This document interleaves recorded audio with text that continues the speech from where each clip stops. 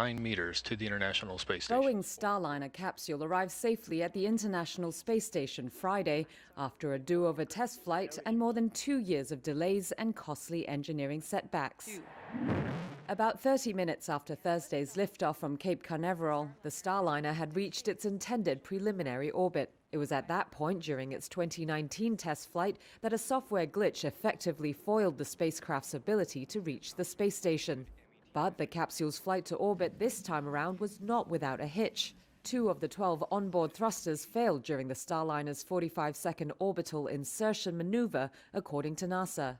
Officials said a backup thruster kicked in and that the malfunction should not prevent the spacecraft from returning safely to Earth. The uncrewed capsule carried cargo for astronauts and a research mannequin dressed in a blue flight suit named Rosie the Rocketeer. It's set to spend 4 to 5 days attached to the space station. Rosie's job is to collect data on crew cabin conditions during the journey. A successful mission will move the long-delayed Starliner a major step closer to providing NASA with a second, reliable means of ferrying astronauts to and from the space station. Since resuming crewed flights to orbit from American soil in 2020, NASA has had to rely solely on the Falcon 9 rockets and Crew Dragon capsules from Elon Musk's company SpaceX to fly its astronauts.